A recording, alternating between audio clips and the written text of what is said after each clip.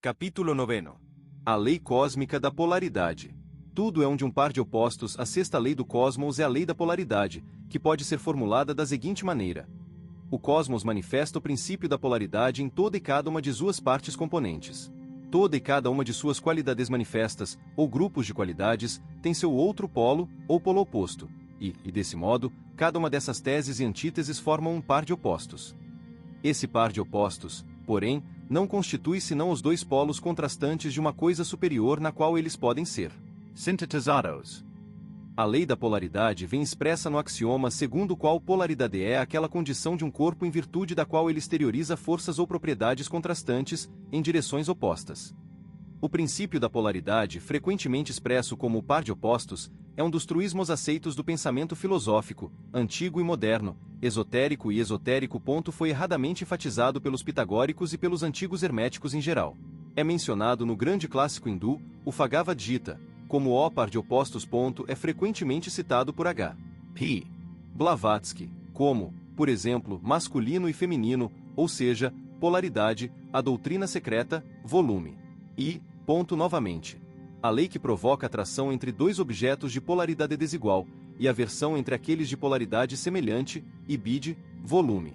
Segunda, uma vez mais, afirma-se que toda série de qualidades contrastantes é formada por masculino e feminino, bem e mal, positivo e negativo, bid, volume. Repetindo, cada qual é uno e, ao mesmo tempo, vida e morte, saúde e doença, ação e reação, bid, volume. Segunda, e ainda outra vez, o universo manifesto é impregnado pela dualidade, que é a essência mesma de sua existência como manifestação, bid, volume. Os preceitos interiores dos antigos hermetistas baseavam-se nessa lei da polaridade, ou pares de opostos.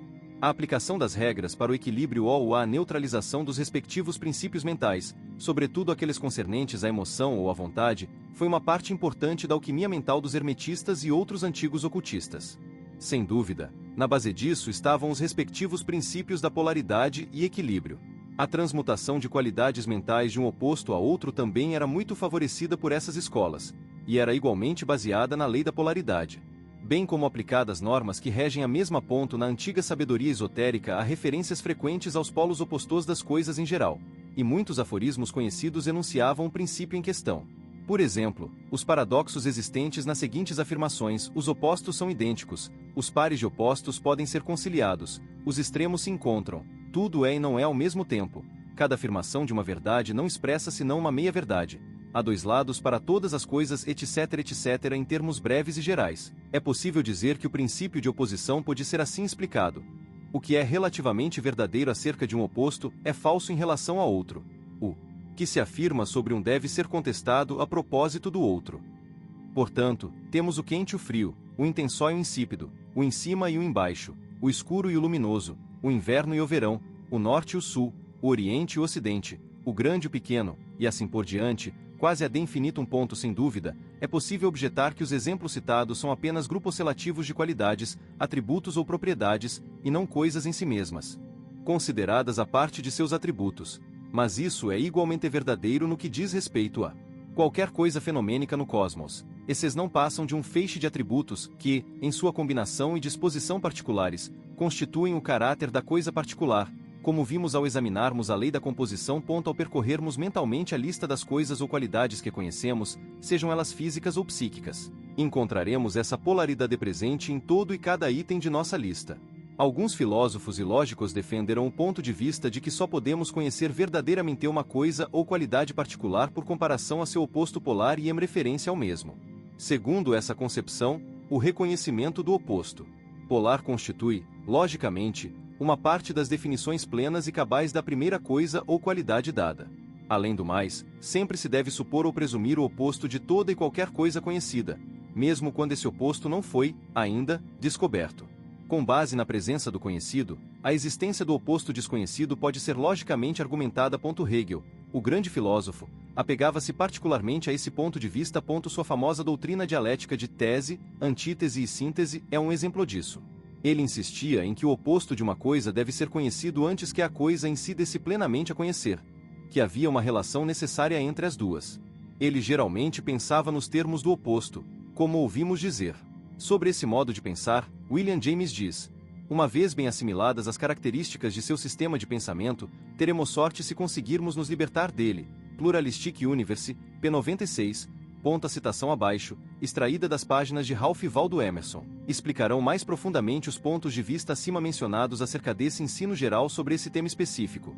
A polaridade, ou ação e reação, encontramo-las em toda parte da natureza, na escuridão e na luz, no calor e no frio, no fluxo e refluxo das águas, no masculino e feminino, na inspiração e expiração das plantas e animais, na equação de quantidade e qualidade dos fluidos do corpo animal, na sístole e diástole do coração, nas ondulações dos fluidos e do som, e na gravidade centrífuga e centrípeta, na eletricidade, no galvanismo e na afinidade química. Sobrepõe magnetismo na extremidade de uma agulha. O magnetismo oposto ocorrerá na outra extremidade. Se o sul atrai, o norte repele. Para esvaziar aqui, você deve condensar ali. Um dualismo inevitável divide a natureza ao meio, de modo que cada coisa se torna uma metade, e sugere outra coisa para torná-la inteira, como espírito, matéria, homem, mulher, regularidade e inconstância, subjetivo, objetivo, dentro, fora, acima, abaixo, movimento, repouso, sim, não. Enquanto o mundo é assim dualista, o mesmo acontece com cada uma de suas partes.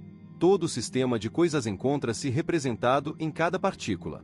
Existe algo que lembra o fluxo e o refluxo do mar, o dia e a noite e o homem e a mulher numa única agulha de pinheiro, no cerne de um grão, em cada indivíduo de uma tribo animal. A reação, tão grandiosa nos elementos, é repetida no interior dessas pequenas fronteiras. Essa é um compensation. Orlando J. Smith apresenta muitos exemplos e ilustrações interessantes da presença e operação dessa lei, como entenderemos a partir das seguintes citações de seus escritos sobre o tema. As polaridades da natureza e a interação entre elas são tão acentuadas na vida humana como na física. De fato, as polaridades se estendem para além do físico e humano, chegando ao abstrato, como no caso dos números pares e ímpares. As polaridades são às vezes antagônicas, às vezes recíprocas, e sempre, acredito, mutuamente corretivas.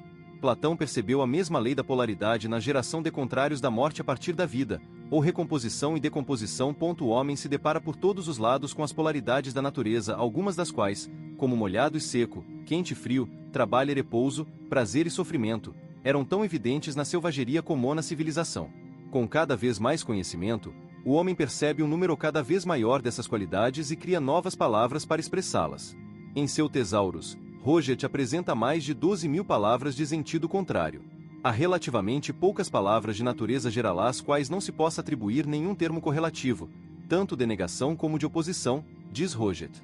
Hegel sustentava a teoria do progresso por antagonismo, aquela segundo a qual as formas que são contestadas são realmente complementares ou necessárias umas às outras, e seu conflito limitado pela unidade que elas expressam e que, em última análise, devem subordinar todas a si própria. Balance, de Fundamental Verite.